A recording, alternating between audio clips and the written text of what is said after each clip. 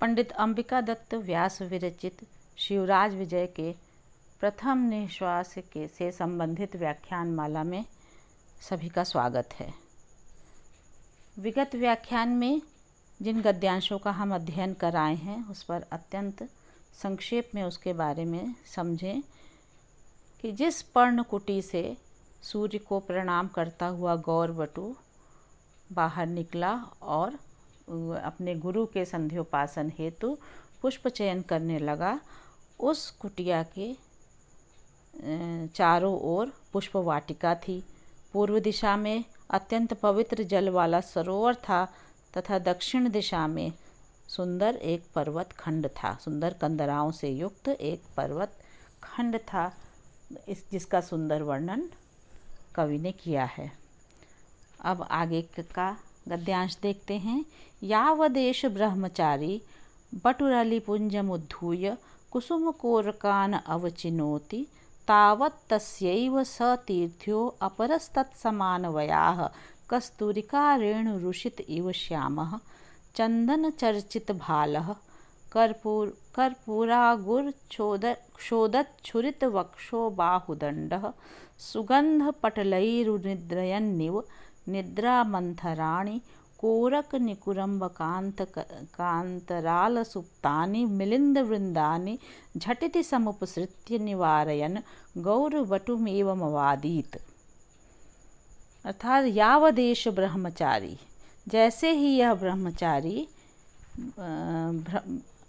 बटु अलिपुंजम उद्धूय, जैसे ही यह ब्रह्मचारी अलिपुंजम मने भ्रमर समूह को, अली मने भ्रमर और पुंज मने समूह को उद्धूय उड़ाकर कुसुम कोरकान अवचिनोति, फूलों की कलियों को तोड़ने लगा। तावत उसी समय, तस्यैव मने उसी का, सतीर्थ्यः अपरः सतीर्थ्यः एक दूसरा उसी का सहपाठी, समानवयाः समान अवस्था वाला, वह समान अवस्था वाला सहपाठी आकृति में कैसा था इसका वर्णन कर रहे हैं। कस्तूरिका रेणु रुषित इव श्यामः, कस्तूरिका के चूर्ण से सना हुआ सा श्याम वर्ण वाला, अर्थात उस दूसरे ब्रह्मचारी का वर्ण श्याम था। वह श्याम वर्ण का ऐसा प्रतीत हो रहा था मानो उसका शरीर कस्तूरिका के चूर्ण से सना हुआ है। चंदन चर्चित भालः, चंदन से लिप्त भाल अर्थात मस्तक ललाट वाला था, तथा कर्पूरागुर क्षोदत छुरित वक्षो बाहुदंडः, कर्पूर कपूर और अगुर, कपूर एवं अगुर के चूर्ण से व्याप्त अर्थात सुशोभित वक्षस्थल एवं भुजाओं वाला वह श्यामवटु सुगंध पटलैः उनिद्रयन् इव निद्रामन्थराणि कोरक निकुरम्बक अंतराल सुप्तानि, वह क्या करने लगा, निद्रामन्थराणि निद्रा से अलसाए हुए तथा कलियों के समूह के अंतराल में, कोरक निकुरम्बक कलियों के समूह के अंतराल अर्थात अंदर सोए हुए,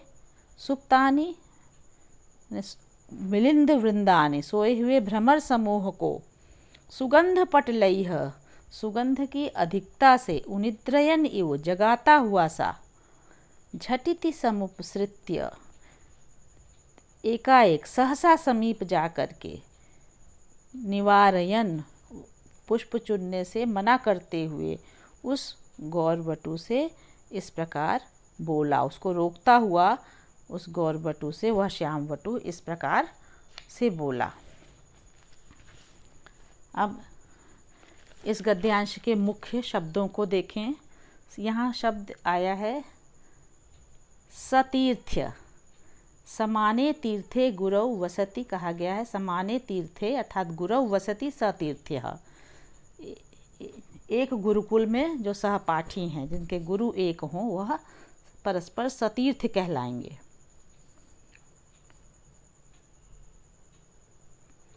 कस्तूरिका रेणु रुषित इव, माने कस्तूरी की रेणु अर्थात धूल से सने हुए के समान कस्तूरिकायाः रेणुभिः रुषितः, तत्पुरुष समास है, कस्तूरिकायाः रेणुभिः रुषितः।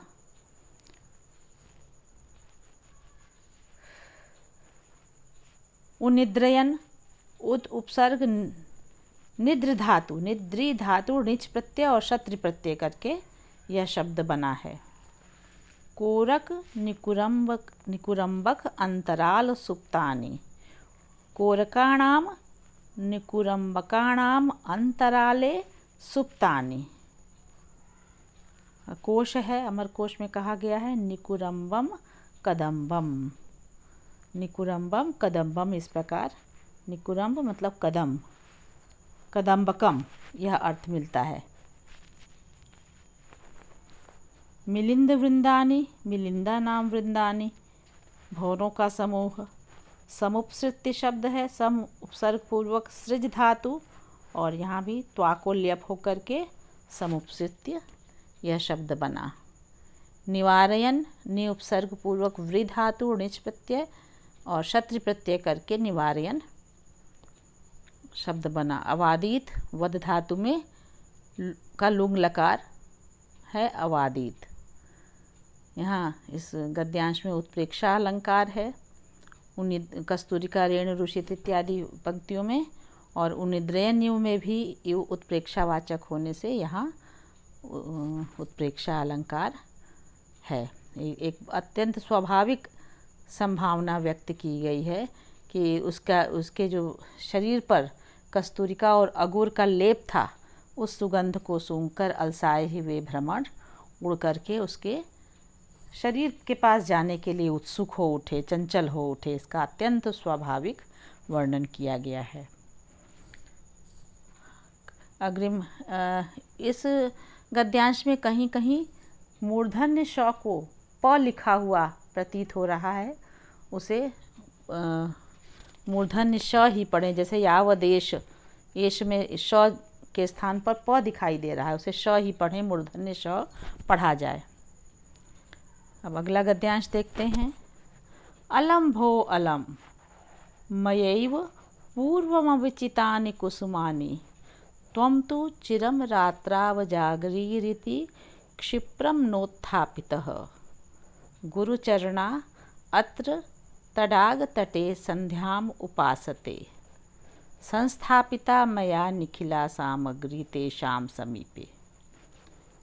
अब इतने अंश का अर्थ पहले समझ लें। अलम भो अलम, अलम यहाँ पर्याप्त के अर्थ में है कि बस करो, बस भो संबोधन के लिए है, बस करो।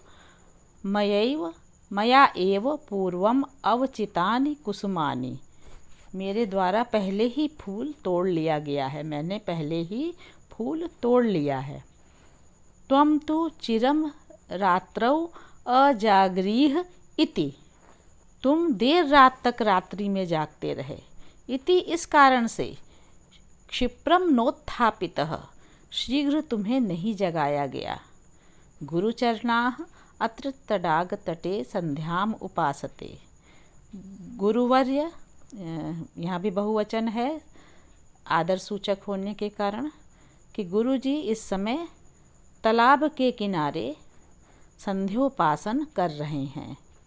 संस्थापिता मया निखिला सामग्री तेषां समीपे, मया निखिला सामग्री तेषां समीपे संस्थापिता, मैंने सभी सामग्री, कैसी सामग्री, पूजन की सामग्री उनके पास रख दी है, मेरे द्वारा रखी जा चुकी है।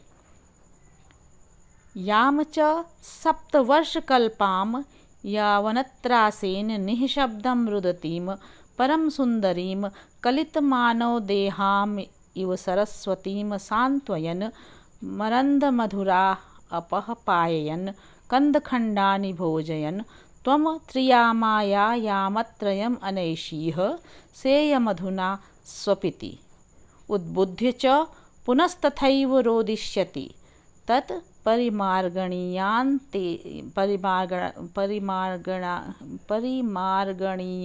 ये तस्याः पितरौ गृहं च।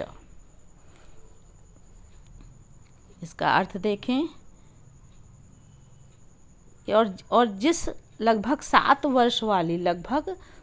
वर्ष वाली एवं यवनत्रासेन, यवनों के भय से, निःशब्दम रुदतीम, निःशब्द रोती हुई।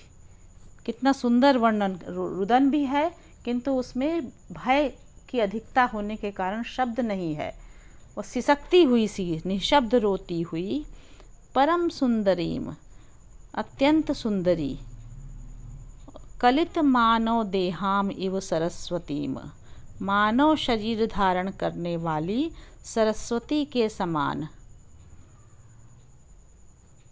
उस कन्या को सांत्वयन, सांत्वयन माने सांत्वना प्रदान करते हुए, मरंद मधुरा अपहपायन, पुष्प रस से मीठे जल को पिलाते हुए, तथा कंद खंडानि भोजयन, कंद खंडों को खिलाते हुए, त्वम त्रियामायाह, रात्रि के, त्रियामा रात्रि के, यामत्रयम 3 प्रहर, अनैशीह व्यतीत कर दिए थे। तुमने रात्रि के 3 प्रहर उस कन्या को सांत्वना देने में व्यतीत कर दिए थे।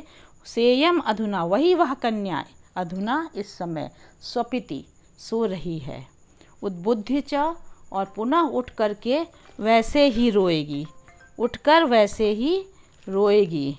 अतः क्या करनी है, इस पर प्रकाश डाला जा रहा है। तत् परिमार्गणीयाः, परिमार्गणीयान् नियतस्याः पितरौ, उसके माता पिता और उसके घर का, गृहम च, पितरौ गृहम च, उसके माता पिता और उसके घर का पता लगाना चाहिए। तो ये संकेत कर रहा है कि रात्रि में कोई कन्या आश्रम में आई है जो यवनों के त्रास से भयभीत थी और निशब्द रो रही थी, जिसने अपने विषय में अभी तक कुछ नहीं बताया।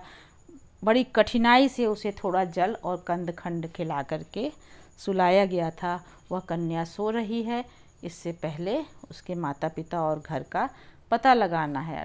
इसका तात्पर्य, इससे यह विदित हो रहा है कि अभी उस कन्या के घर परिवार के विषय में कुछ भी ज्ञात नहीं हो सका है। तो यह आगे की कथा का यहाँ संकेत अत्यंत सुंदर शब्दों में कवि ने संकेत किया है। इसके मुख्य शब्द देखें। अवचितानि,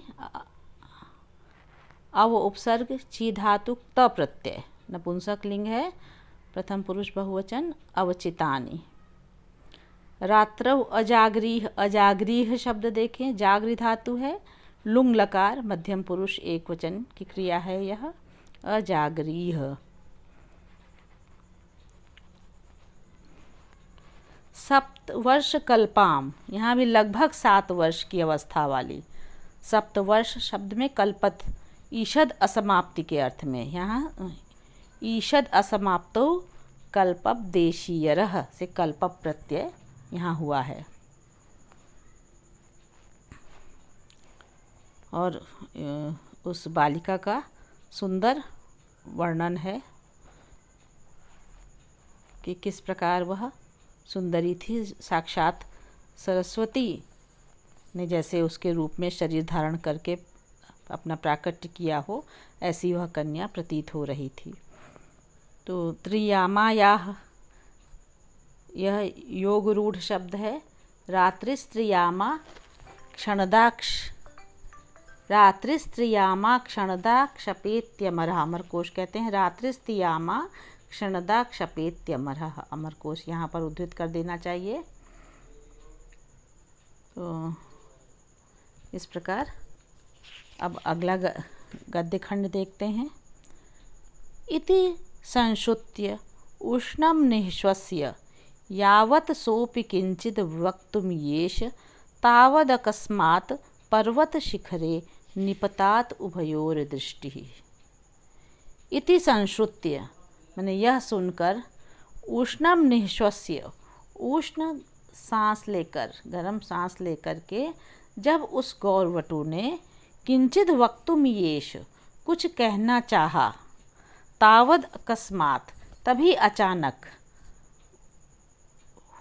पर्वत शिखरे, उभयोः दृष्टि निपतात। अचानक उस पर्वत शिखर पर दोनों की दृष्टि पड़ती है। इस पर्वत शिखर का वर्णन किया गया था। उस पर्वत शिखर पर उन दोनों की दृष्टि पड़ती है। अब निपतात, नि उपसर्ग पूर्वक पत धातु है, लिट लकार है। अब आगे उस जब दृष्टि पर्वत शिखर पर पड़ती है तो उसके पश्चात क्या होता है, इस घटना को हम अग्रिम व्याख्यान में जानेंगे। आशा है इन गद्यांशों का अर्थ भली भांति समझ लिया गया होगा। तो यहाँ उत्प्रेक्षा अलंकार आदि का कवि का उत्प्रेक्षा अलंकार के संबंध में कवि की रुचि, उसके प्रयोग की विधि वगैरह हमने जान लिया। अग्रिम व्याख्यान की प्रतीक्षा करेंगे। तब तक के लिए नमस्कार।